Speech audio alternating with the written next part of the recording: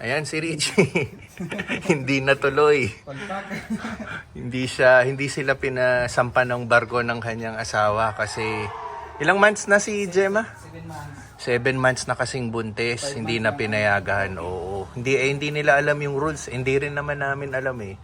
Ang ginawa, yung bago sumampa ng barko, nakita na malaking tiyan, no? Kinapa. Tapos pinapunta kayo sa doktor malapit doon. May clinic.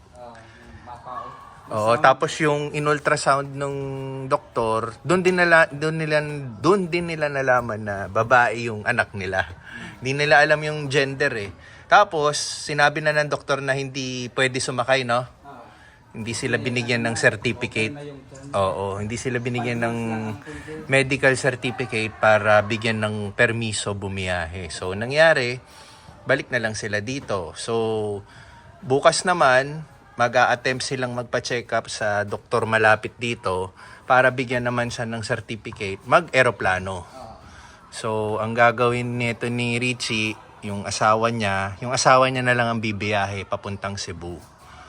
Yun, kasi medyo mas magastos ang pamasahe sa eroplano kumpara sa barko eh. Pero yung pamasahe nila sa barko, marerepand naman nila.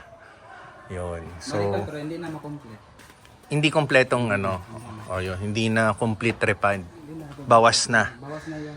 Oo. So, yun. Kaya nandito ulit si Richie. Dapat 2 linggo siyang magbabakasyon eh. June 14 ang balik niya. Pero yun nga, nag-decide na lang sila na pero ang importante, makakuha muna kayo ng certificate bukas. Ayun. Pag nakakuha silang certificate bukas, tutuloy ng biyahe yung asawa niya kasama yung mga kapatid niya. Kasi yung kapatid ni Richie naka-schedule umalis sa June 9. So isasabay niya ni asawa niya bumiyahe. Sama-sama sila. So yan, sa mga buntis diyan siguraduhin niyo munang wala kayong 7 months pa. Kung gusto niyo sumakay ng barko, kung saan kayo pupunta sa Pilipinas. Tapos o kaya naman kung 7 months mahigit na kayo, siguraduhin niyo may certificate kayo galing doktor para payagan kayong Pero tama lang din naman yung ginawa nila, safety lang din. Baka may mangyaring aberya sa biyahe. Sila pang mananagot, 'di ba? Kasi pinayagan kayo eh. Meron na kasi nanganak si Bilman sa barko. Kaya higpit na sila. Meron daw kinukwento sa kanila.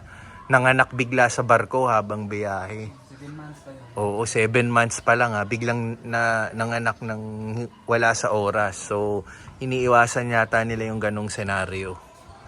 So, anyway, yun lang. Nandito ulit si Richie. Akala natin 2 linggo mawawala. So, hindi na muna siya makakauwi sa lugar nila. Stuck muna sa Las Piñas ulit. Ayun, kaya yan, punas-punas muna. Next day, magte-10 ng umaga. Yan. Pixar, nandito. Aalis kami. Pixar, ready to go. Off mo muna yan. Matagal-tagal rin hindi kami magkasamang kaming 2 lang. Kaya bonding time ulit kami. Pero ngayon, sasamahan niya muna ako mag-workout. Siya nga pala. Intense Gym represent. Kuya Ed, kamusta dyan sa States? So si Kuya Ed nga pala, siya yung may-ari ng gym dito sa BF Resort na matagal na natin laging pinag-workout, no? Pinupuntahan natin para mag-workout. So recently, last December, nag-migrate na siya sa Amerika. So kamusta dyan? So ito yung binigay mong t-shirt bago ka umalis. Again, today's June 3, Monday. Month of June na. Ang bilis, no? So, kasama ko ngayon si Pixar. Pixar, say hi to the vlog. Ayan. Back in action kaming 2. So, kasama ko ulit. Kasi si Teens, back to business na, no? Kakaalis niya lang, meron silang makeup gig. This time kasama niya muna si Ate Teta kasi nga si Richie, 'di ba, kanina yung kahapon na vlog ko which is kasama sa video na to, meron silang check up ng asawa niya ngayon para kumuha ng medical certificate para itong darating na araw makapag-book na sila ng airplane flight Yan, flight papuntang Cebu para bigyan siya ng clearance sumakay ng at bumiyahe. So, yun, wala pa sila eh. So, sana mabigyan niyang clearance si asawa niya. So, now, tayo naman, kaya natin kasama to, mag-workout tayo. Matagal-tagal nating hindi nakasama si Pixar yung nag-workout ako. Nakaupo lang naman yan, basta dala niya yung iPad niya. Masaya na yan. And before tayo mag-workout, yun nga work week na today, no? Balik work week tayo. Meron tayong ready hit go. Nag-aasikaso rin tayo ng takoya doon. Kausap lang natin kanina yung OIC natin kung anong plano natin for this month and for this week, no? So, ngayon pupunta muna tayo ng anong tawag doon? Dito sa Rainbow Village, yung under construction na business po ng mother-in-law ko. I-check natin, magbibigay tayong update. So, more than a week na, no? Since last tayo nakabisita doon. Kasi nga yung first bumisita tayo since bakasyon, medyo wala pa tayo sa wisyo gawa ng nilalabanan natin ng jet lag. Pero this time, 95% recovered na tayo sa ating jet lag. So, nasa tamang na tayo. So, unti-unti talagang halos completely nabalik na natin yung routine natin. So, first thing in the morning, Monday, bisitahin muna natin yung site and then para ma-check natin yung construction and then makapagbigay tayo ng update. Okay?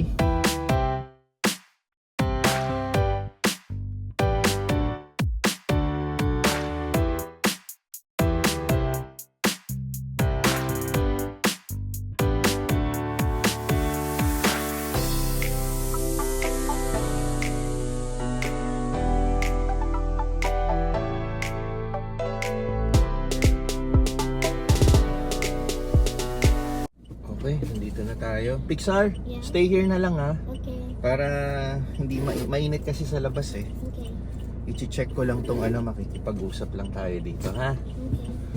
Okay, nandito na tayo.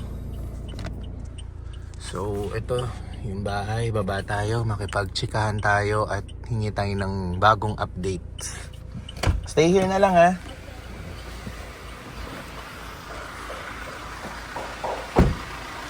Okay. Ayan. Meron ng abang yung sa second floor. Morning. Ayan.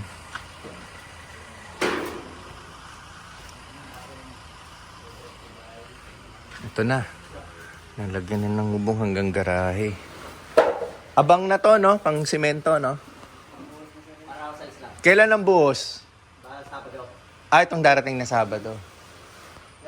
Nawawalan pa rin ba ng tubig? Sir, pag umaga. Isang 9. Yun lang, no? Oo, so ito na. Nakakaabang na dito sa bandang garahe. Yung last time, wala pa yan eh. Yung huling punta natin. So, nalagyan na nila. So, ito. Medyo mataas din pala yung Ano pa naman to, no? Maglalagay pa ng parang hagdan dyan, no? Oo. Ay! Sir, first time tayo nagkita. Jet nga pala. So yun nga, nakapag-update na kami ni Jamie. Jamie ang pangalan ng ngayon lang natin na meet kasi madalas natin nakakausap si June. Si June pala wala? Wala. Siya madalas ko nakakausap eh. Oo. So si June wala ngayon, si Jamie at least nakilala na natin yung foreman dito. So ito, at least nakakita na natin yung latest. Ito yung bagong progress dito sa ginagawang duplex. Yan. So, ito, nadadaanan na nga natin eh. Before, ang hirap pa kasi talahib. Yan.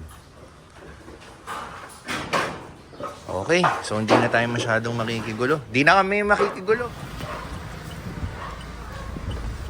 Okay? Are you okay there? Yes. Okay. Medyo matagal-tagal din tayo. Hindi ka ba nainip?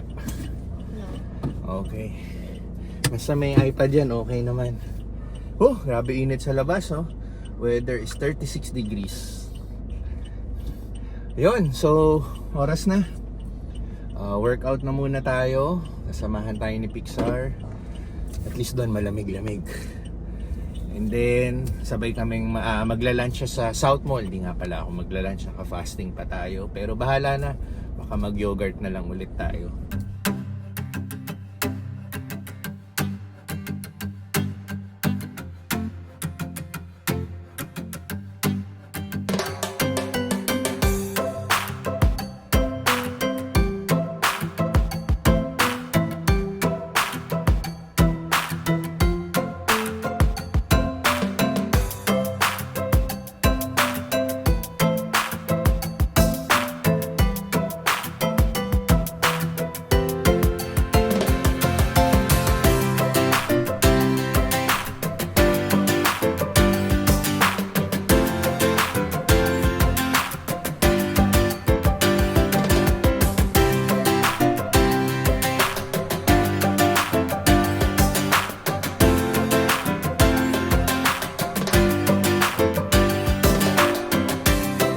So yun, pipila tayo.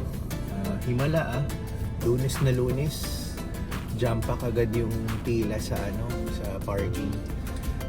Also wala nga pala tayong available parking slots sa condo area. Lahat may naka-rent. Mostly long term. So isa lang yung slot na malapit nang matapos. So kung may magre-rent ulit, wala tayong magagawa. Pero kung wala, pwede natin gamitin ulit. So right now, nakapila tayo dito sa parking and hoping sana may stub pa ng Anytime Fitness, pero kung wala, babayad tayo.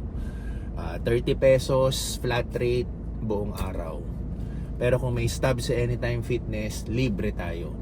Siya nga pala, pag may kasama kang senior, pakita lang yung ID, libre din yung parking. Yan, bibigyan ka na lang ng ticket for free. Baseball practice, can I stay in Alabang, not sleep?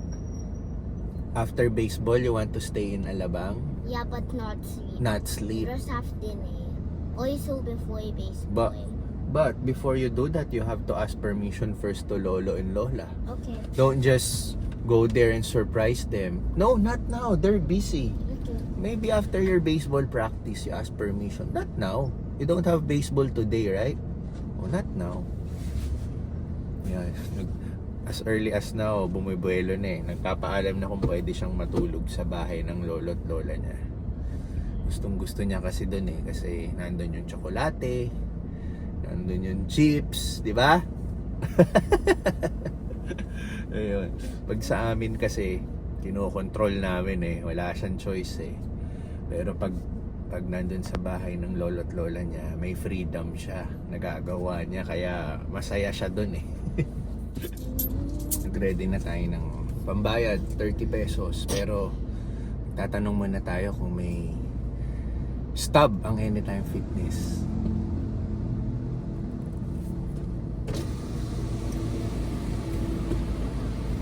May available pang stub Anytime Fitness? May stub pa ba? Wala na.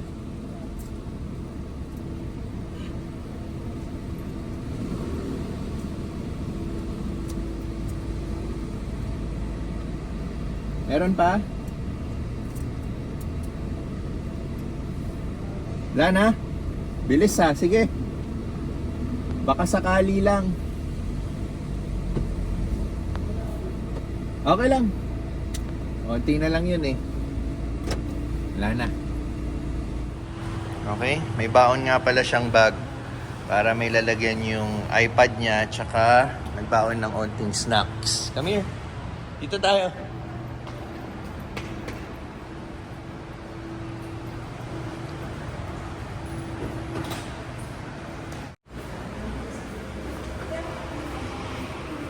So ayan, tirik na tirik ang araw. Init sa labas. Kaya siguro lahat gusto agad mag-mall. Kaya ganun karami yung pila sa parking. Gusto agad magpalamig.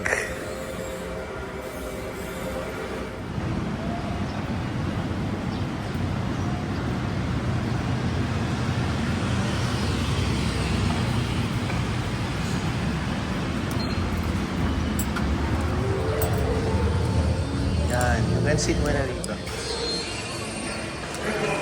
Bring your bag.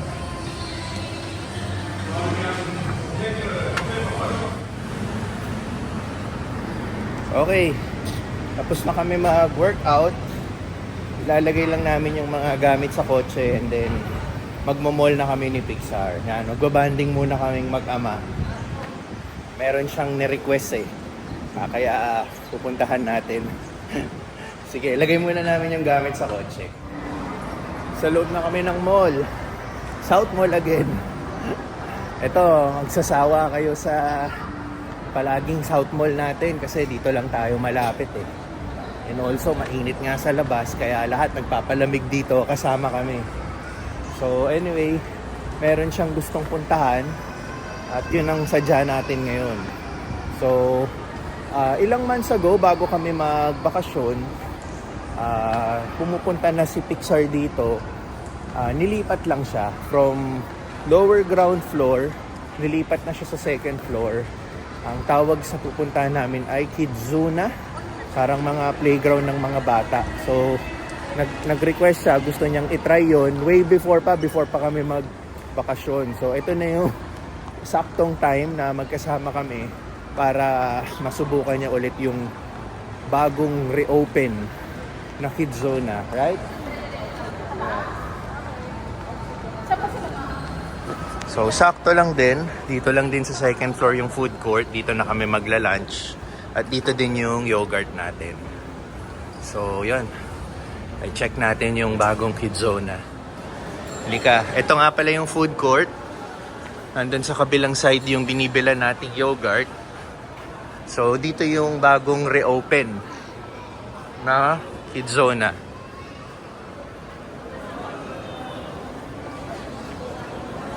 Sige, go ahead. It's over there. Ito ba? Wala. Parang wala pa, Pixar. Dito ba? Tama ba tayo? Wala, kainan to eh. And then, videoke eh. Look, there's none. Nag-assume lang tayo. Oh, it's not yet open. Look. Oh, ito siya. Coming soon pa rin. Yun lang. Pixar. Look. Gusto mo dun sa luma, so baka bukas pa. So, ito yung magiging bagong site ng Kidzona. Akala namin bukas na. So, hindi pa pala. Sige, dun tayo sa baba. Dun kasi yan located sa baba eh. Magbigyan pa rin natin. Kasi ni-request niya eh. Yan o, nagsuot pa yan ng socks. Kasi kailangan naka-socks dun eh. Sayang, Pixar oh, laki pa naman oh. It's big, right? Pero malaki rin naman yung sa baba. So yun ang pupuntahan natin. So nandito tayo sa lower ground floor. May mga Ferris wheels, saka carousel, yan. Pero graduate na si Pixar dyan. Ayaw niya na yan. So, dito tayo. May mga kainan din at coffee shop dito. So, yan. Tinapay, milk tea, potato corner, kung ano-ano. Yung mga common sa SM nandito. Pero dito tayo.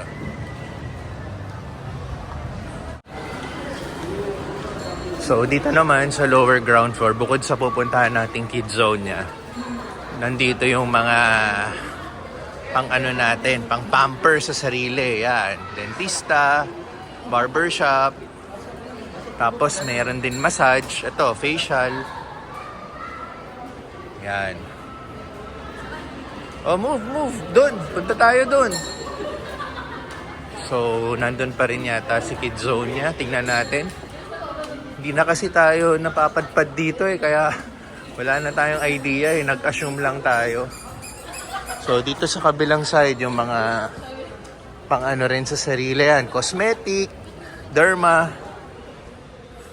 Pixar, may Kidzona pa ba? Sige nga. Iba na to eh. Ito, Kuya J, restaurant. Masarap daw halo-halo dyan. Yan. So meron pa nga. So, dito yung kid zone niya. Akala namin, wala na. Nilipat na dun sa taas. Ito pala, mga kotse. So, okay. Tingnan natin kung may event today. Okay. 3:15 pa naman. Okay, so dito tayo. How much ang...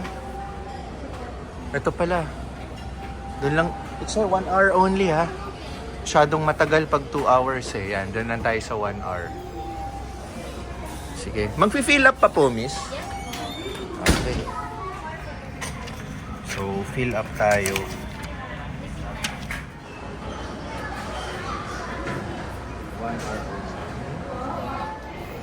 Yan, 180 ng labas, binigyan tayo ng extra 2 minutes. Ayan, may mga lockers. Iwan mo na yung sleepers mo sa locker. Ito yung claim stub, no? Yes po. Okay. Sige. Ako rin. Sige, go ahead. Play na. Susunod ako.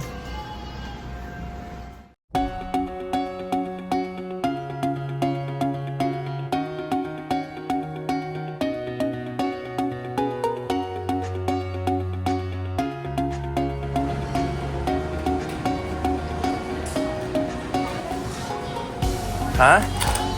Order ako, sige. I want burger, 2 patties. With cheese.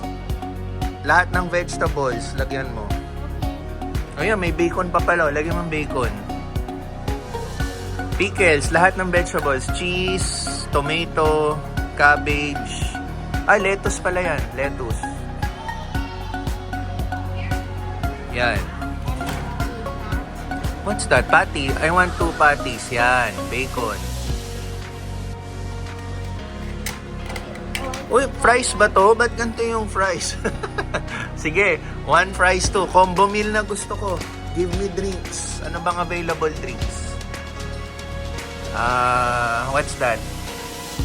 I want orange juice. Okay? Okay. So, how much yan? Okay. How much? Look at the price on menu mo. How much? You know, did you see the double burger? Double patty. And I want with vegetables. Magkano?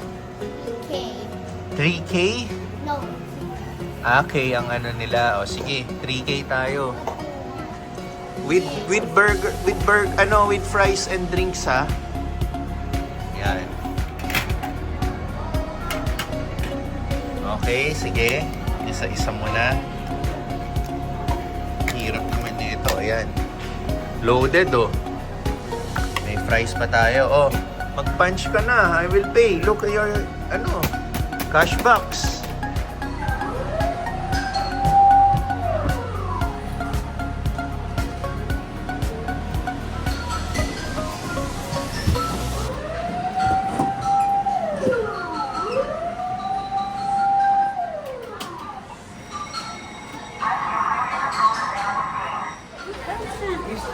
Excuse po.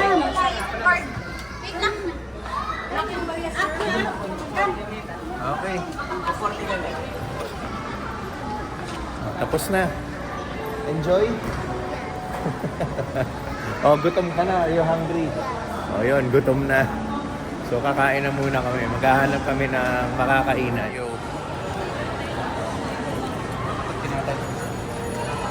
Yan, there's a little line lang.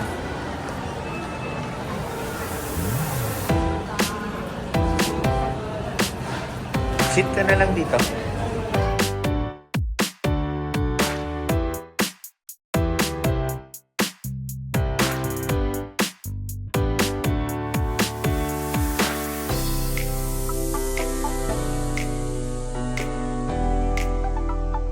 Okay, so alright.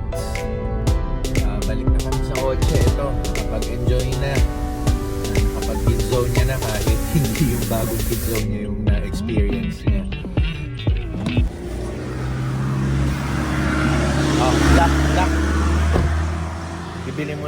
gulay. Kailangan na natin mag-juicing.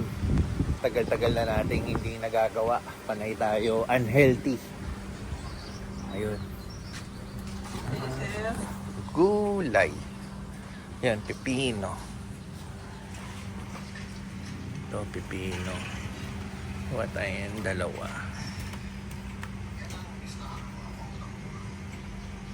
Tatlo na ito. Tapos, carrot. Pati carrot. Dalawa. Isa. Medyo bulok. Ito. May celery po. Pahingi pong isang tali. Isang taling celery. Tapos, mansanas tayo. Mansanas ito. Yan, pagsasama-samahin natin yan, i-juice natin. Ayan lang po lahat, pati celery.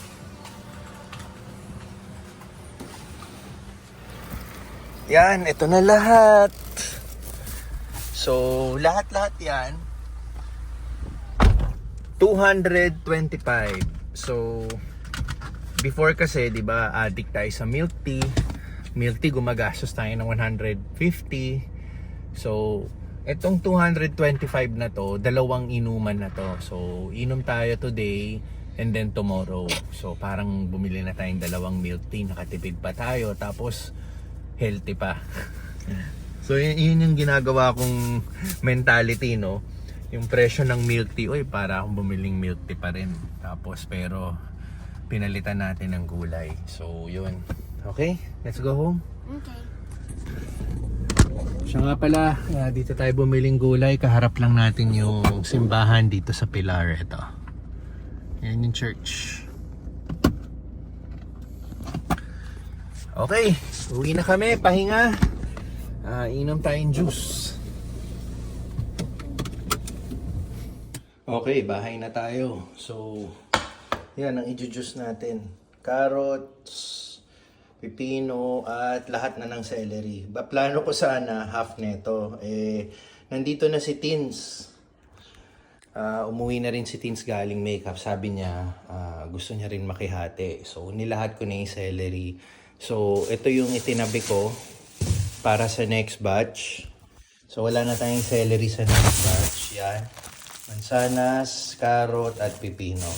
Yung mansanas pala, kaya lang tayo nagdagdag ng mansanas is, sabi ni Tins, para lang yung lasa, medyo tumamis, no?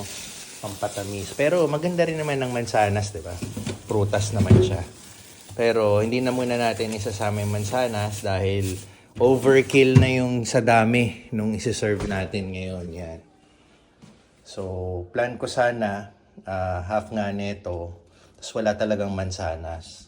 Sa susunod na yung mansanas, talagang iinumin natin straight kasi matagal-tagal na rin natin hindi nagagawa to. Yun nga, no, nagbakasyon tayo, tapos panay unhealthy, tapos itong pag-uwi natin, hindi pa tayo agad puro yogurt lang tayo, tsaka mga prutas-prutas. So ngayon, isasama na ulit natin slowly sa routine natin yung pag-juice, no? So by the way, ito yung juicer namin, yan. Tagal na to bago pa mag-COVID. Nandito na to sa amin. So, napaka-reliable nito.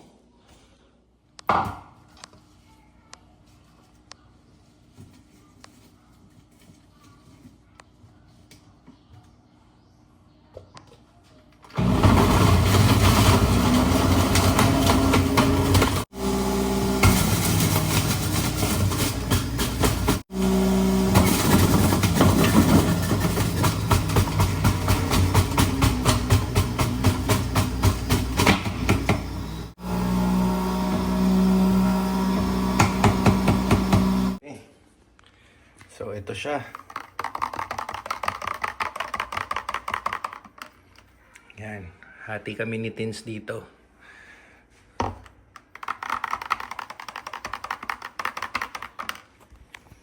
Medyo umiiwas pala tayo pag kulay puti kasi yung suot natin. Mahirap mamantsahan.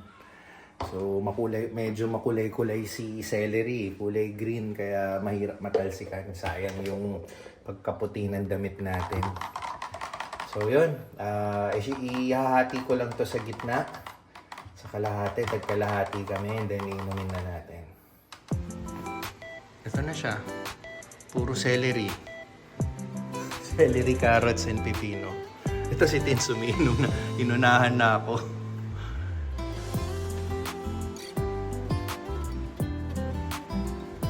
So yun.